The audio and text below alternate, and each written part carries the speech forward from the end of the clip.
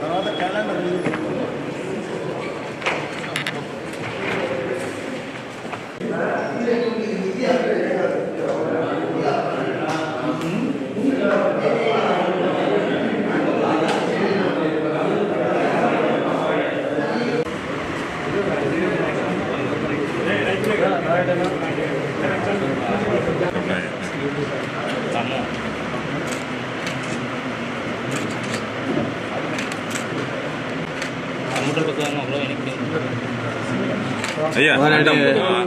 ఎవరు ఇచ్చేదైనా కూడా ఇప్పుడు సంవత్సరం రోజులు లేకుండా ఈ సీజన్లోనే వచ్చి రద్దు చేయండి సార్. ఈ సీజన్ ఇస్తే మాకు మళ్ళీ నెక్స్ట్ రద్దు చేయాలని పెట్టుబడి సహాయానికి ఉపయోగపడుతుంది సార్. అలాగే ప్రభుత్వం సార్ ఈ సీజన్లో తొందరలో మేము ఉంటారైతే 21 సార్లే వచ్చింది సార్. 21 రోజులు వచ్చింది సార్. పోయిన వైసీపీ గవర్నమెంట్ సార్.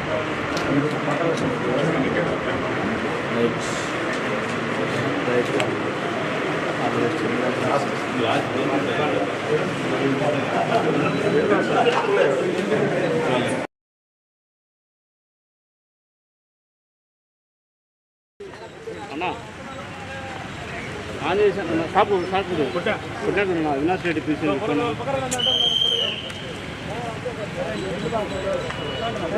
ప్రేమ ఉల్లి రైతుల దీన పరిస్థితిని ప్రభుత్వం దృష్టికి తీసుకెళ్లేందుకు మరి మా జిల్లా అధ్యక్షులు రవీంద్రనాథ్ రెడ్డి గారు, అదేవిధంగా సీనియర్ శాసనసభ్యులు మాజీ శాసనసభ్యులు రఘురామరెడ్డి గారు, అదేవిధంగా మాజీ డిప్యూటీ సీఎం అంజద్ బాషా గారు అందరం రైతులతో కలిసి జిల్లా కలెక్టర్ దృష్టికి తీసుకెళ్ళడం జరిగింది.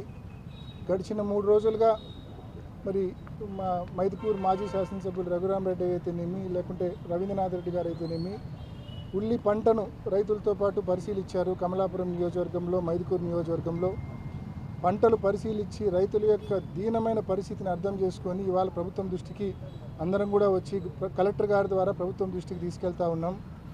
ముఖ్యంగా ఎంత అన్యాయంగా ఉందంటే ప్రభుత్వము ఉల్లి ప్రొక్యూర్మెంట్కి సంబంధించి మైదుకూరులో ఒక కాంటాక్ట్ నెంబర్ ఇచ్చినారు, కమలాపురంలో ప్రొక్యూర్మెంట్కి సంబంధించిన కాంటాక్ట్ నెంబర్ ఇచ్చినారు. కానీ ఏ ఒక్కరూ ఫోన్లు ఎత్తరు. ప్రొక్యూర్మెంట్ కనీసం 1 కేజీ ప్రొక్యూర్మెంట్ ఇప్పటిదాకా చేయాల. ప్రభుత్వం ఏమో ఎంఎస్పి 1200 రూపాయలతో కొనుగోలు చేస్తామని చెప్పింది. ఇవాళ మార్కెట్లో 500 రూపాయలు పర్ క్వింటాల్ కొనుతో రైతులు డిస్ట్రెస్ సేల్ చేసుకుంటా ఉన్నారు. ఎంత ఘోరంగా ఉందంటే ఒక్కసారి కళ్ళకు కట్టినట్లు మీకు చూపించాలని మిట్టమానిపల్లి పంచాయతీ ఓబన్న అనే రైతు వాళ్ళ కొడుకు ఓబులేష్ యాదవ్ ఆయన పంట చూడండి ఏ రకంగా వంకలో నీటి పాలు చేస్తూ ఉన్నారో. పంటను అమ్ముకునే పరిస్థితి లేక 200-300 రూపాయలు పర్ క్వింటాల్కి అమ్ముకునే పరిస్థితి లేక ఏ మాదిరి పంటను నీటిపాలు చేస్తూ ఉన్నాడో ఒక్కసారి గమనించండి. అంటే రైతులు ఎంత దీనమైన పరిస్థితుల్లో ఉన్నారో ఒక్కసారి ప్రభుత్వము చూడవలసిన పరిస్థితి, అర్థం చేసుకోవాల్సిన పరిస్థితి ఉంది. ఇప్పటికైనా ముందుకొచ్చి మీరు ఏదైతే ప్రకటించారో ప్రొక్యూర్మెంట్ చేస్తాము 1200 రూపాయలకు ప్రొక్యూర్మెంట్ చేస్తామని ప్రకటించారో తక్షణమే ముందుకొచ్చి 1200 రూపాయలకు ప్రొక్యూర్ చేయమని చెప్పి గట్టిగా ఈ ప్రభుత్వాన్ని డిమాండ్ చేస్తూ ఉన్నాం. అదేవిధంగా ఇందాక కలెక్టర్ గారు కూడా చెప్పారు, ఏదైతే కర్నూలు జిల్లాలో ఇప్పటికే ప్రభుత్వం ప్రకటించింది అయితే ఇంకా ఇవ్వలేదు 50,000 రూపాయలు పర్ హెక్టారు. వైఎస్ఆర్ జిల్లాకు కూడా తప్పకుండా అది వర్తించే విధంగా చర్యలు తీసుకోమని చెప్పి కలెక్టర్ గారిని గట్టిగా డిమాండ్ చేయడం జరిగింది. ఆయన ఆ దిశగా ఖచ్చితంగా 1-2 రోజుల్లోనే దానికి సంబంధించి ఖచ్చితంగా ప్రభుత్వం దృష్టికి తీసుకెళ్లి మంజూరు చేయిస్తానని చెప్పి కూడా కలెక్టర్ గారు హామీ ఇవ్వడం జరిగింది. సో 50,000 రూపాయలు పర్ హెక్టారు ఖచ్చితంగా మన జిల్లాకు కూడా తీసుకొస్తామని చెప్పి కలెక్టర్ గారు హామీ ఇవ్వడం జరిగింది. అంటే 20,000 రూపాయలు పర్ ఎకరా వస్తుంది. సాగు ఖర్చు ఎంత? 1,00,000 నుంచి 1,20,000 రూపాయలు సాగు ఖర్చు అవుతూ ఉంది. కాబట్టి ప్రభుత్వం ముందుకొచ్చి ప్రొక్యూర్మెంట్ 1,200 రూపీస్ పర్ క్వింటాల్తో ప్రొక్యూర్మెంట్ చేయాలా. అదేవిధంగా 50,000 రూపాయలు పర్ హెక్టేర్తో పరిహారం ఇస్తేనే రైతుకు కనీసం పెట్టిన పెట్టుబడిలో ఒక 60-70% రికవర్ అయ్యే పరిస్థితి ఉంది.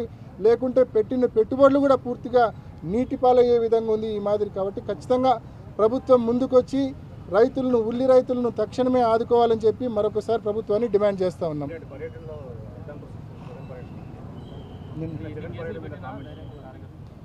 బేసికల్గా గవర్నమెంట్కు ఉన్న సమస్యల మీద చిత్తశుద్ధి లేదు. ఈరోజు ఉల్లి రైతుల పరిస్థితి కానీ, వరి రైతుల పరిస్థితి కానీ, లేకుంటే మెడికల్ కాలేజీల పీపీపీ విధానం ప్రభుత్వం మొత్తం ప్రజలందరూ వ్యతిరేకిస్తూ ఉన్నారు ఆ విధానాన్ని. వీటి మీద శ్రద్ధ లేదు గవర్నమెంట్కు. చీమ కొట్టినట్టు కూడా లేదు ఈ ప్రభుత్వానికి. రైతుల సమస్యలు కానీ లేకుంటే ప్రజల సమస్యలపైన కానీ చీమ కొట్టినట్టు కూడా లేదు ఈ ప్రభుత్వానికి. కేవలం వాళ్ళ టార్గెట్ అలా ఏంటంటే వైఎస్ఆర్ కాంగ్రెస్ పార్టీ నాయకులను, కార్యకర్తలను వేధించడం మీదనే వాళ్ళ శ్రమ, వాళ్ళ సమయం అంతా పెడతా ఉన్నారు. వాళ్ళ అఫీషియల్ మిషనరీ మొత్తాన్ని రెవెన్యూ వాళ్ళు కావచ్చు, పోలీసు వాళ్ళు కావచ్చు, వాళ్ళ అఫీషియల్ మిషనరీ మొత్తాన్ని దేనికి కేటాయిస్తూ ఉన్నారంటే ప్రజల కోసము, ప్రజా సమస్యల కోసం కేటాయించడంలా వాళ్ళు కేవలం వైఎస్ఆర్సీపీ కార్యకర్తలను, నాయకులను హెరాస్ చేయడానికి, వేధించడానికి టార్గెట్ చేస్తూ ఉన్నారు. నిన్నగాక మొన్న మీరు చూసినారు పులివెందుల్లో 2 వర్గాల మధ్య జరిగిన ఒక చిన్న గొడవ. ఆ 2 వర్గాల మీద కేసు నమోదు చేసినారు. ఆ 2 వర్గాల మీద కేసు నమోదు చేసింటే అంతవరకే అయితే సరే న్యాయ పోరాటం వాళ్ళు చేస్తారు. కానీ సంబంధం లేని వాళ్ళను, ఇళ్లల్లో ఉన్న వాళ్ళను, పరామర్శకు పోయిన వాళ్ళను, పులివెందుల మున్సిపల్ చైర్పర్సన్ ప్రసాద్ను, వైస్ చైర్పర్సన్ హఫీజ్ను, అదేవిధంగా కౌన్సిలర్ కిషోర్ను, సంబంధం లేని వ్యక్తులు వీళ్ళు.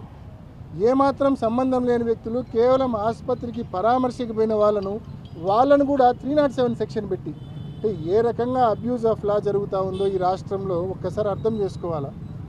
307 సెక్షన్ పెట్టి వాళ్ళ మీద నాన్ బెయిలబుల్ కేసులు పెట్టారు. అసలు ఆ సీన్ ఆఫ్ క్రైమ్లోనే లేరు వాళ్ళు. 2 వర్గాల మధ్య జరిగిన ఒక పర్సనల్ గొడవ, దాన్ని తీసుకొచ్చి వైఎస్ఆర్సీపీ అంటే కేవలం వచ్చే ఎన్నికలను దృష్టిలో పెట్టుకొని వైఎస్ఆర్ కాంగ్రెస్ పార్టీ నాయకులను, కార్యకర్తలను వేధించి వాళ్ళ నైతిక స్థైర్యాన్ని దెబ్బతీయాలా. ఇదే కూటమి ప్రభుత్వం యొక్క సమయము, శ్రమ మొత్తం దీని మీదే కేటాయిస్తూ ఉంది. ఎక్కడే కానీ పబ్లిక్ ఇష్యూస్ పట్టించుకోవడంలా. ప్రతి నియోజకవర్గంలో కూడా ఇదే పరిస్థితి, కేవలం మా కార్యకర్తలను హరాస్ చేయడం. కాబట్టి ఇప్పటికే 16 మాసాలు అయిపోయింది.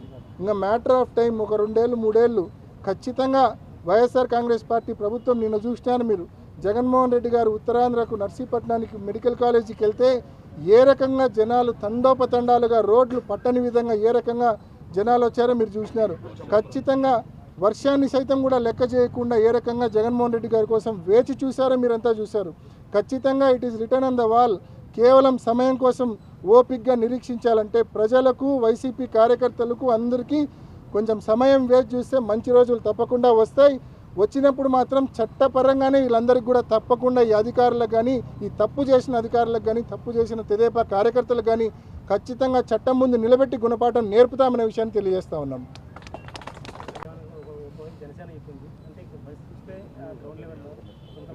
ఎవరు చెప్పారు? జనసేన నాయకులు ఎక్కడ? హైదరాబాద్లోనా, ఏపీలోనా? పవన్ కళ్యాణ్ ఎక్కువ హైదరాబాద్లోనే తిరుగుతుంటాడు, ఏపీలో పెద్దగా తిరగడు ఆయన. ఏపీలో రోడ్ల పరిస్థితి ఆయనకెట్టు తెలుస్తుంది. తెలంగాణలో అంత ఇంత రోడ్ల పరిస్థితి పవన్ కళ్యాణ్ గారికి తెలిసి ఉంటే అందులో కొంచెం ఏమన్నా నమ్మొచ్చు. హైదరాబాద్లో తిరుగుతూ అంటారు కాబట్టి. ఆంధ్రప్రదేశ్లో ఏడ తిరుగుతాడు ఆయన? హెలికాప్టర్లలో తప్ప రోడ్లలో ఎక్కడ తిరుగుతున్నాడు?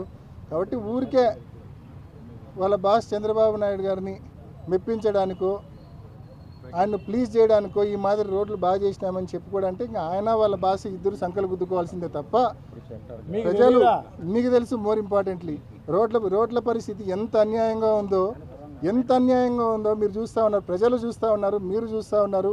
ఖచ్చితంగా మళ్ళీ నిన్నగాక మొన్న 1000 కోట్లు కేటాయిస్తామని చెప్పినారు. కేవలం మాటలే, ఎక్కడే కానీ ఆచరణలో పనులు మాత్రం జరగడంలా, మాటలు మాత్రమే. మద్యం కేసులో కూడా మా ప్రభుత్వం అరెస్టులు చేసాం, మా ప్రభుత్వం పెట్టి చర్యలు తీసుకుంటారా? అంటే వీళ్ళు మద్యం కుంభకం జరిగిన ఒప్పుకున్నట్లేనా? అరెస్ట్ చేసామంటే అబ్సల్యూట్లీ. ఈరోజు మార్నింగ్ కూడా ఎవరో ఒక తెలుగుదేశం పార్టీ కార్యకర్త నూజివీడు సోషల్ మీడియాలో అతను చెప్తా ఉన్నాడు, ఈ నకిలీ మద్యం జరుగుతూ ఉన్నమాట వాస్తవము, తెలుగుదేశం పార్టీ ఆధ్వర్యంలో జరుగుతూ ఉన్నమాట వాస్తవము, ఈ విషయం నేను 6 నెలల క్రితమే చెప్పినానని చెప్పి నూజివీడికి సంబంధించిన ఒక తెలుగుదేశం కార్యకర్త ఫేస్బుక్లో పెట్టాడని చెప్పి ఇందాక మార్నింగ్ నేను కూడా చూసిన. 6 నెలల క్రితమే అతను చెప్పినాడంట వాళ్ళ ప్రభుత్వానికి, వాళ్ళ నాయకులకు. కానీ ఎవడు పట్టించుకోలే. కేవలం మీడియా వాళ్ళు వైఎస్ఆర్ కాంగ్రెస్ పార్టీ దీన్ని బయట పెట్టే వరకు ప్రభుత్వానికి చీమ కుట్టినట్టు కూడా లేదు. కారణం ఏంటంటే ఆదాయాలు వస్తున్నాయి కదా వాళ్ళకు. ఇవాళ నేను నిన్న చెప్పినట్టుగా 111 కోట్ల రూపాయల వాటర్ బాటిల్స్ అమ్మినారు ఈ కొత్త పాలసీ వచ్చిన తర్వాత. అందులో 48 కోట్ల వాటర్ బాటిల్స్ కేవలం ఈ నకిలీ మద్యంతో కూడిన బాటిల్, అంటే స్టిక్కర్లు మాత్రం ఒరిజినల్, బాటిల్ లోపల మద్యం మాత్రం కల్తీ. సో ఈ మాదిరి అమ్మింది అంటే 48 కోట్ల వాటర్ బాటిల్ ఇంటూ 110 రూపాయలు. ఎంత దీని ఈ స్కామ్ యొక్క స్కేల్ ఎంత అనేది ప్రతి ఒక్కరు కూడా అర్థం చేసుకోవాల్సిన పరిస్థితి. ప్రజల ఆరోగ్యం మీద శ్రద్ధ లేదు, ప్రజల ప్రాణాల మీద శ్రద్ధ లేదు, ఏమైపోతారో అన్న ఇది అస్సలు లేదు.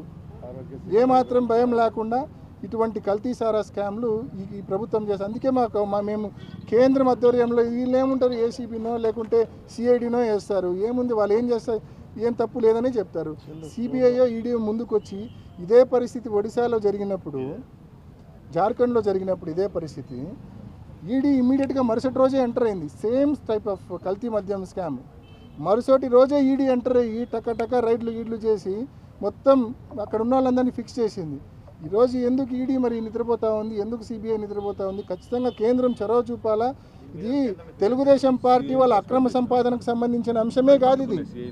దానితో పాటు ప్రజల ప్రాణాలకు సంబంధించి, ఆరోగ్యానికి సంబంధించిన అంశం అది. కాబట్టి ప్రభుత్వం కూడా ముందుకు వచ్చి, కేంద్రం ముందుకు వచ్చి ఈడీని సిబిఐని పురమాయించి ముందుకు పంపించి తప్పకుండా రైడ్లు చేయించి ఈ మాదిరి ఖచ్చితంగా ఈ కల్తీ మద్యం స్కామ్కు సంబంధించిన బాధితులపైన చర్యలు తీసుకోవాలా. మీడియా వెలుగులోకి తీసుకొచ్చిన తర్వాత అక్కడ స్థానిక సిఐ, ఎక్సైజ్ సిఐ మహిళ, ఆమె స్పందించి ఆమె రైడ్ చేసింది. ఆమె రైడ్ చేసిన దానికి మూల్యం చెల్లింది. ఏం చేసింది? సస్పెండ్ చేసినారు. ఎవరైతే పట్టుకున్నారో వాళ్ళని సస్పెండ్ చేసినారు తప్ప, అంటే పట్టుకోకూడదు అనేది ఈ ప్రభుత్వ ఉద్దేశం అన్నమాట. మామూలుగా పట్టుకున్న వాళ్ళకి రివార్డ్ ఇస్తారు కదా, వీళ్ళు ఇచ్చే రివార్డ్ ఏంటంటే సస్పెన్షన్. సో ఎందుకంటే వాళ్ళ దొంగతనాన్ని పట్టుకున్నారు కాబట్టి. అదే కాకుండా ఈ రాష్ట్రంలో ఉత్పత్తి చేసి అంతర్రాష్ట్రంగా అంటే చెన్నైలో ఇక్కడి నుంచే చెన్నైకి సప్లై అవుతుంది, ఇక్కడి నుంచే కర్ణాటకకు సప్లై అవుతుంది, ఇక్కడి నుంచే ఒరిస్సాకు కూడా సప్లై అవుతుంది అనమాట. అంతర్రాష్ట్రంగా లేబుల్స్ అన్నీ కూడా అక్కడ దొరకడం జరిగిందనమాట. అంతర్రాష్ట్ర మాఫియా అక్కడ జరిగిన పరిస్థితి. ఈ రాష్ట్రంలో జరిగిన సేల్స్ గురించే మా ఎంపీ గారు చెప్పడం జరిగింది. మిగతా రాష్ట్రాల్లో ఎంత సేల్ అయిందనేది చూడాల్సిన అవసరం ఉంది తప్పకుండా. ఇది పెద్ద స్థాయిలో, పై స్థాయిలోనే పెద్ద నాయకులే దీనిలో కలగజేసుకొని వాళ్ళు చేసిన స్కామ్ తప్ప వేరే ఏం లేదన్నమాట. చిన్న స్థాయిలో జరిగిన వ్యవహారం కాదు ఇది. ఖచ్చితంగా సెంట్రల్ గవర్నమెంట్ ముందుకొచ్చి దీన్ని ఆపరేట్ చేయాల్సిన అవసరం తప్పకుండా. ఇప్పటికే మా ఎంపీ మిథున్ రెడ్డి గారు ఇప్పటికే కేంద్రం దృష్టికి రిప్రజెంటేషన్ అమిత్ షా గారికి పంపించడం జరిగింది. ఈ కల్తీ మద్యం స్కామ్కి సంబంధించి సిబిఐ విచారణ ఆదేశించమని చెప్పి ఇప్పటికే రావడం జరిగింది. ఆల్రెడీ నిన్న మీడియాతో కూడా ఆయన దాన్ని షేర్ కూడా చేసుకోవడం కూడా జరిగింది. అదేవిధంగా మీరు చూస్తే ఆరోగ్యశ్రీ పరిస్థితి కూడా, మన నెట్వర్క్ హాస్పిటల్ మొత్తం ఆరోగ్యశ్రీ సేవలు బంద్ చేస్తూ ఉన్నారు, మొత్తం టోటల్ బంద్ చేస్తూ ఉన్నారు. కారణం ఈ ప్రభుత్వం ముందుకు వచ్చి బిల్లులు చెల్లించకపోవడం. మన ప్రీవియస్ గవర్నమెంట్లో, జగన్మోహన్ రెడ్డి గారి గవర్నమెంట్లో ప్రాంప్ట్గా నెలకొకసారి 2 నెలలకు ఒకసారి ఆరోగ్యశ్రీ బిల్లులు చెల్లించేవాళ్ళు నెట్వర్క్ హాస్పిటల్స్కి. ఈ ప్రభుత్వం వచ్చినాక ఈ 16 మాసాలకు కేవలం 1000 కోట్లు ఇచ్చింది. 3,400 కోట్లు, 3,500 కోట్లు బకాయి ఉంది. ఆ బకాయిలు తట్టుకోలేక నెట్వర్క్ హాస్పిటల్ జీతాలు ఇచ్చుకోలేని పరిస్థితుల్లో వాళ్ళు నెట్వర్క్ హాస్పిటల్స్ బంద్ చేస్తూ ఉన్నారు, సమ్మె చేస్తూ ఉన్నారు. ప్రభుత్వము నిజంగా ఒక పక్క ఆరోగ్యశ్రీ పూర్తిగా నీరు గారుస్తూ ఉంది. ఫీజు రీయింబర్స్మెంట్, లక్షల మంది పిల్లలు బయటకు వచ్చినారు. వీళ్ళు 16 మాసాలు అవుతుంది, ఫీజు రీయింబర్స్మెంట్ డబ్బు కట్టలే. పిల్లోళ్ళు పేరెంట్స్ ఇంకా డబ్బులు కట్టి సర్టిఫికెట్లు తీసుకోవాల్సిన పరిస్థితి కాలేజ్ యాజమాన్యాల దగ్గర. ఆ డబ్బు కట్టకుంటే కాలేజ్ యాజమాన్యాలు సర్టిఫికేట్స్ వెనక్కి ఇవ్వరు. లక్షల మంది పిల్లలు ఇబ్బంది పడుతూ ఉన్నారు. సర్టిఫికేట్స్ చేతికి రాక, ఉద్యోగాలకు ఇంటర్వ్యూలు పోలేక, డబ్బులు కడదామంటే డబ్బులు లేవు. ప్రభుత్వం ఏమో కట్టదు, ఫీజు రీయింబర్స్మెంట్ డబ్బు కట్టదు. అంటే ఫీజు రీయింబర్స్మెంట్ నీరు గార్చినారు, ఆరోగ్యశ్రీ నీరు గార్చినారు. రైతుల సమస్యలు పట్టించుకోవడంలా, ఇష్టం వచ్చినట్టు కల్తీ మద్యం మొత్తం. ఏం అసలు ఈ ప్రభుత్వం ఉందా లేదా అన్న పరిస్థితి ఒకసారి ప్రతి ఒక్కరు గమనించాలి. ప్రజలకు ఉపయోగపడే, ప్రజలకు మేలు చేసే ప్రభుత్వ వైద్య కళాశాలలను ప్రైవేట్కి అమ్మి పారేస్తూ ఉన్నారు.